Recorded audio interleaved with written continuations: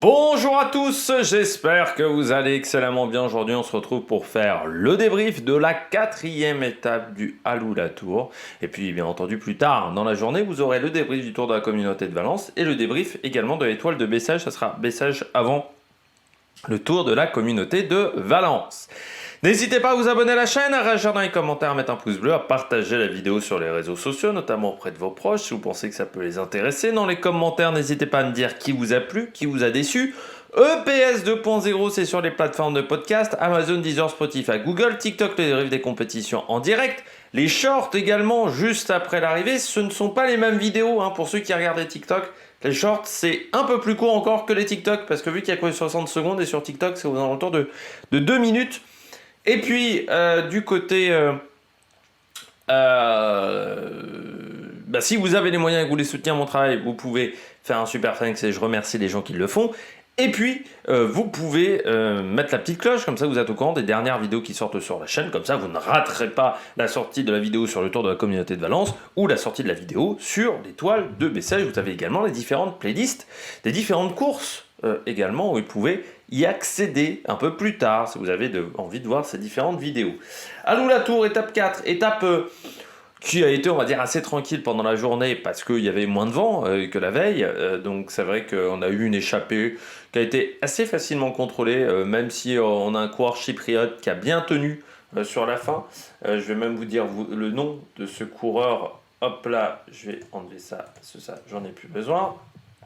Et je vais vous dire le nom de ce coureur chypriote qui était là dans le final. Hop, si je le retrouve, bien entendu, ça m'a enlevé ça. Le coureur chypriote qui a fait preuve d'une belle résistance quand même aujourd'hui, mais ça n'a pas suffi. Ça n'a pas suffi parce que le peloton a été trop fort. C'était Andreas Miltiadis, voilà, qui a bien résisté. Il était accompagné de Iker Bonillo et de Seych Bayar Bakseikan, qui est un coureur mongol. Il y en a un chez Burgos, il y en a un également dans cette équipe Roger Insurance. Bon, ces trois hommes-là qui, à un moment, ont eu du mal à tenir face à un peloton qui voulait gagner aujourd'hui. Il y avait encore une possibilité de victoire, c'était l'objectif. On arrive dans les 10 derniers kilomètres. La grosse chute, notamment impliquée Mouloubram, notamment impliqué Arvin de Klein, notamment impliqué également Molano. Mouloubram abandonne, Molano, lui, a réussi à repartir, mais il faudra quand même voir s'il n'y a pas des dégâts physiques demain. De Klein, lui, a seulement été ralenti par cette chute. À ce moment-là, ça désorganise un peu le peloton, pas tant que ça, parce que à l'avant ça roule plutôt pas mal, même s'il y a une équipe en moins par rapport au jour précédent, c'est la Jayco Alula, car Dylan Groenewegen était malade et n'a pas pris le départ. Dans le final, à 3,5 km, on a un gros mouvement de la part de la DSM qui décide de prendre en main le final pour Casper Van Uden. Et il y a donc une grosse bagarre pour prendre la roue de Casper Van Uden. Au départ, Brian Cocard l'a prise tranquillement avec son équipier du côté de la Cofidis. Sauf que Tim Merlier, il arrive. Et puis, il veut jouer des coudes avec Brian Cocard. Sauf qu'il n'arrive pas totalement à prendre la roue qu'a bien pris Brian Cocard. Alors, il se dit quoi, le petit Tim Merlier ? Il se dit, je vais lancer mon sprint, anticiper mon sprint. Et c'est ce qu'il a fait. Ça a tenu, mais il a failli se faire reprendre quand même par Brian Cocard. Ça s'est pas joué à grand chose entre les deux. Encore une fois, 20 mètres plus loin, il était battu. Ça c'est clair et net. Brian Cocard, il passe avec plus de vitesse sur la ligne que Tim Merlier, mais Tim Merlier était un petit peu devant. Encore, mais énorme sprint quand même de Merlier, Brian Cocard et donc Casper Van Uden qui a été un peu trop attentiste, qui lance un peu trop tardivement, je pense encore aujourd'hui. Casper Van Uden, c'est dommage parce que ça fait hier déjà, il a protégé du vent Tim Merlier. Aujourd'hui, il s'est un petit peu raté, mais on peut souligner le gros travail de la DSM sur cette étape. Il s'impose donc Merlier devant Cocard, Van Uden, Plumers, Mesgeck, Moschetti, Chimolai, Varishkold, Oliveira et Emilien Janière du côté de la Total Energy. On regarde tout de suite les coureurs au top. Attaque de Marlou! Du côté des coureurs au top, on commence aujourd'hui par... Alors c'est bien, c'est que sur les 3 étapes du jour, on a eu à chaque fois un sprint assez costaud. C'est le seul sprint qui n'a pas été remporté par Lidl Trek. c'est Tim Merlier. Et oui, bah aujourd'hui, Tim Merlier, il a fait un super job. Et on peut même pas dire qu'il a été énormément aidé par son équipe. Il n'est pas emmené par son poisson pilote. Il s'est très bien débrouillé seul. C'est vrai qu'il y a quelqu'un qui disait hier dans les commentaires, ça m'a fait marrer, qui marquait c'est vrai que Tim Merlier c'est le sprinter qu'on oublie, même son équipe l'oublie. Bah c'est vrai que alors je sais pas si c'est un mec qui est pas hyper charismatique ou je sais pas, j'ai pas l'impression quand je l'entends parler dans les interviews. Mais c'est vrai que c'est un mec qu'on oublie toujours un petit peu parce qu'il fait pas des grandes courses sur la saison. L'année dernière, il n'a pas fait de grands tours, par exemple. Mais il est tout le temps présent dans les sprints. Il se rate quand même assez rarement, Tim Merlier. Même à l'époque où il était chez Alpecin de Koninck, je trouve qu'il faisait déjà du bon boulot à l'époque. Et là, il sort le sprint qu'il fallait. Le sprint qu'il fallait, de costaud. Et ça, c'est intéressant de voir que c'est quand même un coureur qui est capable de tenir des sprints longtemps. Pourquoi ? Je vais me répéter un petit peu par rapport à hier. C'est un coureur puissant, Merlier. Sa vraie qualité, c'est la puissance. Et les coureurs puissants, ils sont capables d'emmener des sprints souvent un petit peu plus longtemps que les autres. C'était la force d'un Greipel par rapport à un Cavendish. Greipel pouvait faire des sprints un peu plus longs, c'est la force d'Alexander Kristoff aussi. Bah, c'est la force de Tim Merlier. Et je pense qu'il ne l'utilise pas encore suffisamment. Parce que c'est pas la première fois qu'il fait un sprint comme ça de mammouth. Moi, je me souviens encore de ses victoires à Nocoro-Corseux. C'est des sprints de costaud. Et sur les pavés, puisque l'arrivée à Nocoro-Corseux, pour ceux qui ne l'ont jamais vu, c'est sur des pavés. Et à chaque fois, il arrive à sortir en costaud dans cette arrivée atypique. Et là, encore aujourd'hui, il fait l'effort, 10 mètres trop tôt. Mais bon, il arrive quand même à tenir dans le final. C'est un coureur qui est surpuissant. Et c'est sa véritable force, un Merlier.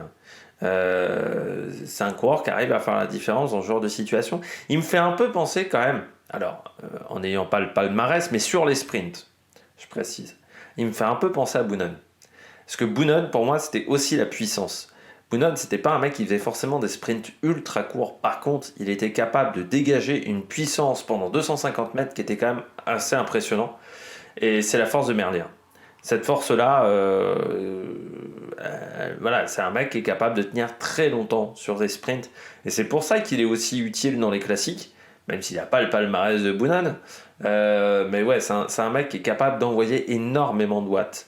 Merlier, et là aujourd'hui, c'est ce qu'il a fait. Et en plus, il a tenu longtemps. Parce que là, il fait un sprint, on doit être sur au moins 18 secondes.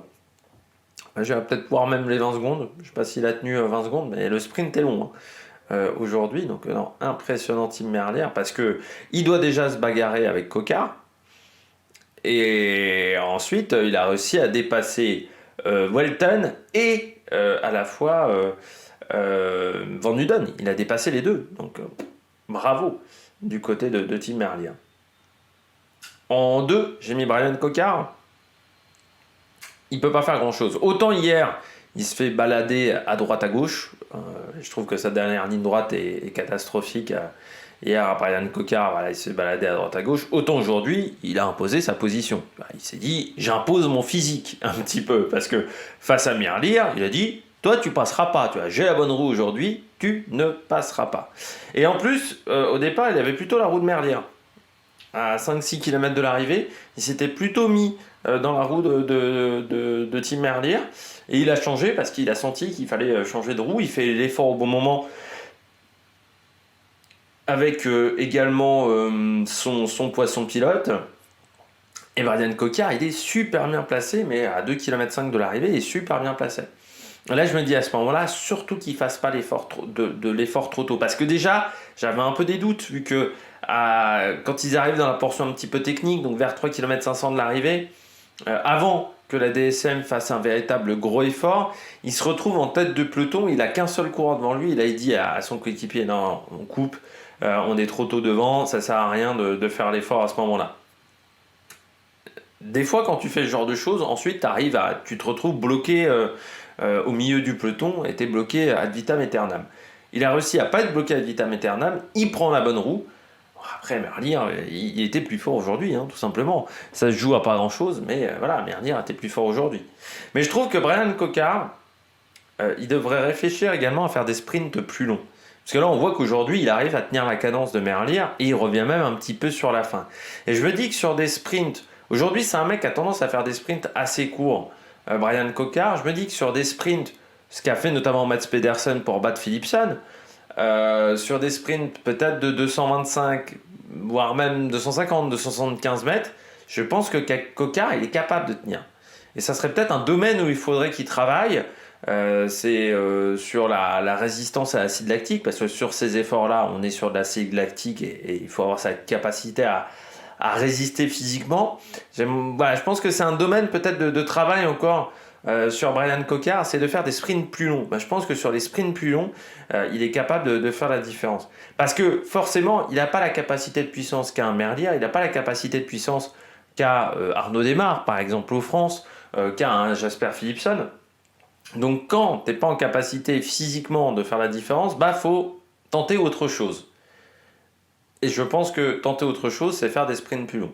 Donc je pense que ça serait peut-être une bonne idée d'anticiper sur les sprints du côté de Brian Cocard. Pourrait peut-être lui permettre d'aller chercher une première victoire sur un grand tour, parce que c'est ce qui lui manque dans son palmarès. Après, pour 2024, il faut rappeler aussi qu'il y a les Jeux Olympiques pour Brian Cocard, notamment du côté de la piste. Ce sera l'objectif de Brian Cocard. On poursuit du côté des coureurs au top ou des équipes au top. J'ai mis la DSM. J'ai pas mis Casper Van Huden, je précise. J'ai mis la DSM. Excusez-moi d'avoir baillé. Pourquoi j'ai mis la DSM ? Je trouve que le travail qu'ils ont réalisé dans les 3 derniers kilomètres, c'est vraiment le travail d'une belle équipe. Ils ont vraiment pris en main le train dans le final. Et ça fait plusieurs jours qu'ils font plutôt d'un bon job dans les derniers kilomètres du côté de la DSM. Déjà parce que je pense que Van Huden, Velten, la relation se passe très bien entre les deux. Donc ça, c'est déjà une bonne nouvelle. Mais collectivement, De Ken Kolb fait également un bon job. Je trouve que l'équipe, collectivement, a fait du bon travail. Donc j'aimerais voir ce que ça donne sur les autres courses avec Van Huden, mais aussi avec Jacobsen. Parce que Jacobsen n'a pas encore démarré sa saison. J'attends de voir ce que ça peut donner avec Jacobsen, parce que je me dis, il y a peut-être quelque chose de très intéressant à faire avec une équipe comme ça qui est bien structurée. Ça peut être très solide quand même sur les grands tours. La DSM qui n'avait pas réussi à faire un train pour Welsford, eh bien peut-être qu'avec Van Huden ou avec Jacobsen ça va le faire. Et moi à la place de Jacobsen, je me méfierais de Casper Van Huden. J'essayerais d'obtenir des bons résultats en début de saison. Parce que Casper Van Huden, il fait des erreurs les 2 derniers jours. Mais la condition physique, elle est déjà là. La force, elle est là. C'est juste qu'il fait des erreurs. Aujourd'hui, c'est du timing. Hier, c'était du placement. Donc, il faudra voir ce que ça va donner quand même dans les semaines à venir pour cette équipe DSM. Mais je trouve qu'ils ont fait un excellent boulot aujourd'hui. On passe tout de suite au bonnet d'âne. Du côté des bonnets d'âne du jour, je commence avec Total Energy. On va dire que c'est récurrent dans ce Alula Tour. Alors je vais commencer déjà avec Jason Tesson. C'est pour moi le plus gros problème. 3 sprints où il n'est pas vraiment là. Là aujourd'hui, c'est même Émilien Janière qui fait le sprint. Ce qui n'est pas très rassurant quand c'est pas le sprinter qui fait pas le sprint. C'est pas très rassurant. Alors je ne sais pas si ça a été décidé en amont ou si c'est parce que Jason Tesson a peut-être été gêné à un moment par une chute. Parce qu'à un moment il y avait un Total Energy qui était impliqué dans la chute. Donc je ne sais pas si c'était lui, mais si c'est le cas, c'est vraiment pas de chance pour lui. Mais pour moi, le problème de Jason Tesson, c'est que pour le moment c'est sa 2e année chez Total. Jusqu'à maintenant, il n'a pas eu des très grands résultats. Moi, je me disais, quand il est arrivé de Saint-Michel, il avait eu des bons résultats chez Saint-Michel. À l'époque, il n'y avait pas Mavic. Je crois que c'était que Aubert 93. Et c'est vrai que Jason Tesson, moi, je l'avais suivi. J'avais trouvé vraiment qu'il faisait du bon job. Depuis qu'il est chez Total, je trouve il a pas passé le cap du coureur continental à coureur d'équipe supérieure. Je trouve qu'il n'a pas encore passé le cap, Jason Tesson. Le problème, c'est qu'il faudrait qu'il le passe, le cap. Parce que il a un contrat, je crois, qui se termine cette année. Et jusqu'à maintenant, les résultats sont pas énormes. Sont pas énormes pour Jason Tesson. Et encore une fois, dans la quête des points, dans la quête des invitations, ils ont encore... c'est le Mouloud, je crois, qu'ils vont pas faire cette année. Et Gand y participe, je crois que c'est dans cet ordre-là. Je sais plus si c'est pas Gand où il participe plus et le Homeloot où il participe, mais ils ont encore perdu une invitation sur une épreuve belge. Je me dis quand même qu'on est dans une situation qui est pas bonne hein, pour Total. Il va falloir trouver une solution dans les semaines à venir, vraiment. C'est dommage que la solution n'ait pas été trouvée à l'intersaison. On n'ait pas réfléchi à ça à l'intersaison. Mais du côté de Jason Tesson, oui, ça aurait été bien d'avoir des résultats sur les sprints. Là, c'est quand même très maigre jusqu'à maintenant. Leur meilleur résultat sur une étape, c'est 9e à Total Energy. C'est grâce à Pierre Latour sur l'étape 2. En sachant qu'en plus, Pierre a perdu encore du temps aujourd'hui, il perd 6 minutes. Donc, il n'y aura pas un bon classement général pour Pierre Latour. Voilà, il est à 7 minutes 50, un truc comme ça. Tu reprendras pas 7 minutes 50 demain. Donc c'est quand même terrible quoi. Dans cette formation, on s'est raté. On s'est raté sur cette course, alors qu'il n'y a pas une énorme opposition. Encore une fois, hein, le Halou-Latour, c'est pas la course de l'année. C'est pas le niveau qu'on aura sur l'UAE Tour. C'est pas le niveau qu'on peut même retrouver, je pense, sur l'étoile de Bessèges. En termes de densité de bons coureurs, c'est quand même pour moi un niveau en dessous. Et ils sont pas capables de tenir la dragée haute à Merlier, à la Quick-Step, à Cofidis, à DSM, à ces équipes-là. Ils sont un vrai ton en dessous. Encore une fois, cette année, il va falloir vraiment qu'ils soient bons sur le Tour de France. Hein. Parce que 2025, s'ils font un Tour de France qui n'est pas top, je pense qu'ils n'auront pas l'invitation. Le Tour de France veut des équipes compétitives. ASO l'a fait pendant des années, mais je pense qu'ils en ont marre aussi à un moment. Donc Total Energy. Ce qui les sauve cette année en 2024, c'est qu'ils font un bon Tour de France 2023. Mais ils vont être obligés de refaire la même chose. Tu t'aperçois qu'on est en fait dans la même situation qu'avant avant l'arrivée de Sagan. Pour moi, la Total Energy de cette année est dans la même situation que la Total Energy de 2021. Ils ont eu de la chance de recruter Sagan, qui avait certes pas eu de grands résultats, mais déjà qui leur avait permis d'avoir des invitations sur des grandes courses, et surtout ça avait créé une sorte d'engouement dans cette équipe en interne. C'est vrai que 2022, l'équipe a des très bons résultats, ça a tenu un an, déjà 2023 c'était moins bon, mais encore une fois, tu as le Tour de France qui te sauve, et le Tour d'Espagne qui est réussi. 2024, pour le moment, c'est pas top. Donc il va falloir vraiment réussir à obtenir des résultats maintenant. Ça va. Je trouve que dans cette équipe-là, on n'a pas encore conscience de la situation. Les supporters ont conscience de la situation. Je crois qu'en interne, on n'a pas pris conscience qu'il va falloir marquer des points, qu'il va falloir obtenir des résultats rapidement. Parce que sinon, ça va être la merde.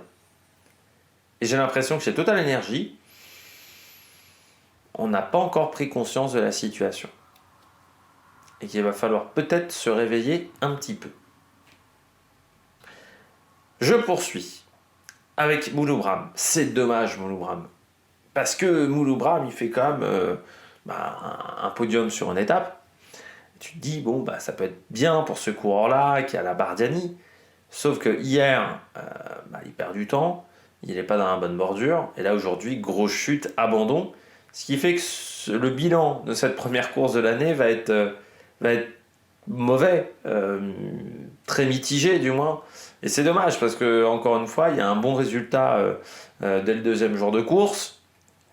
Aujourd'hui, pas de chance pour lui. En plus, il s'est fait la clavicule, je pense. Vu comment il se tenait le bras, c'était pas un protocole commotion, c'était une clavicule ou une épaule.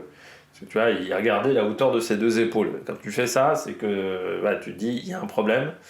Et il n'a pas repris l'étape, hein. Lui il a abandonné après la chute. C'est dommage parce qu'en plus la chute elle intervient en début de peloton.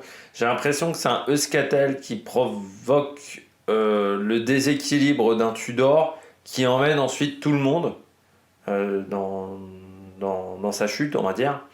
Parce que lui, il n'est pas tombé, le Tudor, et ça a créé cette grosse vague. C'est dommage pour Mouloubram, c'est dommage pour le champion d'Afrique. Parce qu'en plus, clavicule, je crois que les championnats d'Afrique, c'est en mars. Ça va être fin mars, un truc comme ça. Donc, ouais, ça sera peut-être pas facile pour défendre son titre à Enoch Mouloubram. Puis c'est dommage parce que c'est un coureur qui a enfin sa chance en World Tour. C'est sûr que clavicule, encore une fois en février, ça peut te mettre en difficulté sur le reste de la saison. Donc j'espère pas pour Mouloubram. Mais ouais. Aujourd'hui, ça a été difficile pour le coureur érythréen. C'est dommage pour lui. Parce que je m'attendais à un meilleur résultat. On poursuit avec Søren Varejkjold, le coureur de la Uno X, pardon.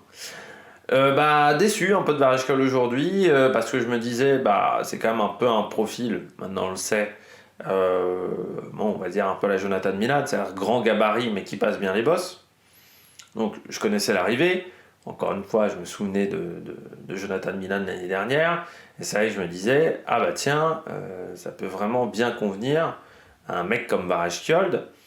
En plus du côté du Noïs on fait plutôt du bon boulot. Sauf qu'il n'a jamais trouvé l'ouverture. Vraiment, il finit 8ème, mais il n'a jamais trouvé l'ouverture. Et ça, c'est dès 3 km de l'arrivée. Il n'est pas bien positionné déjà à ce moment-là. Il est beaucoup trop bas dans le peloton. Et ensuite, il n'a jamais réussi à trouver l'ouverture. Alors, pourtant, il y avait du monde autour de lui, du côté de la Uno X, mais peut-être qu'on n'a pas fait du bon travail du côté de la Uno X à ce moment-là. Mais c'est vrai que c'est dommage pour Varejkjold parce qu'il y avait peut-être la possibilité de faire un nouveau grand résultat. Et que ça fait. Hier, il n'est pas du tout dans le coup. Je ne sais pas ce qui se passe pendant toute la journée. Aujourd'hui, il fait seulement 8ème. C'est dommage parce qu'on a presque oublié sa victoire le premier jour à Søren Varejkjold, alors que il a fait une très très belle étape. Et là, c'est frustrant parce qu'il y avait de quoi faire. Il y avait de quoi vraiment faire c'était le deuxième jour, pardon, sa victoire. Il y avait de quoi faire un bon sprint pour Varejkjold, mais il s'est toujours retrouvé dans le mauvais groupe. Et puis je termine avec Moschetti. Là aussi, pas un grand sprint du côté de Moschetti, rapidement. Le coureur italien. Il prend seulement la 6ème place derrière Plumers et Mesgeek qui ne sont pas des sprinteurs, qui ne sont pas des véritables sprinteurs numéro 1 dans leurs équipes. Mesgeek qui a remplacé, on va dire, Groenewegen, et Plumers, il a fait le job parce que du côté de De Klein, on était complètement largué. Donc c'est vrai que c'est pas exceptionnel de la part de Moschetti qui ne bat que Cimolai, Varejkjold qui n'a jamais trouvé l'ouverture, Oliveira et Janière, en sachant qu'Oliveira c'était également la même situation. Donc ça c'est un petit peu dommage du côté du coureur italien. On passe tout de suite à l'étape de demain. On regarde tout de suite le parcours de cette dernière étape du Alula Tour, le classique Skyview of Arat Ouvérid, donc le fameux point de vue d'Arat Ouvérid. C'est, on sait, le moment marquant de ce tour d'Arabie, l'enseignement tour d'Arabie Saoudite, de cette course, et on sait que c'est une montée qui va faire mal. Les mecs qui se sont imposés sur cette côte étaient bien fatigués à l'arrivée. Donc on va regarder quand même le début de journée. C'est une montée sèche que l'on aura, donc début de journée assez tranquille. On repassera de nouveau par l'international airport, donc l'aéroport international de Alula. On tourne toujours à peu près dans la même zone sur ce tour, sur Alula Tour. C'est pour ça qu'avant, quand il s'appelait Tour d'Arabie Saoudite, on n'utilisait qu'une toute petite portion de l'Arabie Saoudite. Donc le Alula Tour est un peu plus intéressant comme nom. Deux sprints intermédiaires au kilomètre 57.5 et au kilomètre 108.5. Et puis ensuite, c'est l'approche vers le Skyview of Arat Ouvérid qui donnera des secondes de bonification. Ça pourrait avoir son importance au sommet. Donc 2 km 8, 12,5 de moyenne. C'est très dur. C'est court, mais très dur. On a des passages à 17-18. Voilà, donc il n'y a pas de passage facile, et en plus, parfois c'est 17-18, le dernier kilomètre est extrêmement pentu, Donc c'est un véritable mur et en début de saison c'est parfois compliqué, ça va être le premier gros effort violent qu'il va falloir faire. Et puis après cette montée, c'est aussi la particularité, il y a 9 km de plat. Enfin de plat avec parfois des portions qui sont pas simples. Donc c'est un final qui est pas facile parce que là on pourrait croire comme ça que ça descend pas tant que ça dans le final. Et puis en plus il faut faire attention parce qu'il y a beaucoup de vent dans cette zone-là. Même si au niveau du vent on annonce 15-20 km/h, j'ai pu avoir des informations que de la météo, alors je crois que c'est de la météo américaine, qui donnait les infos, donc faut se méfier encore une fois, il y a peut-être beaucoup plus de vent au sommet. Conditions ensoleillées avec des températures tout à fait agréables, j'ai envie de dire, pour la saison. Voilà, il n'y aura pas de surchauffe pour les coureurs, normalement, du côté de Haratouvérit. Donc, si vous avez jamais vu la montée d'Haratouvérit, je vous conseille d'aller la voir. Notamment le match entre, je crois, c'était Van Gils et Buitrago, où ça avait été un sacré match entre les deux. Gagné par Maxime Van Gils. Buitrago avait craqué face au coureur belge. C'est dur, vraiment dur. C'est un effort très violent. Eh bien, nous, on se retrouve demain pour faire le débrief de cette 5e étape. Et puis, n'hésitez pas à vous abonner à la chaîne, à réagir dans les commentaires, à mettre un pouce bleu. Allez, ciao, ciao sur l'Amérique Production.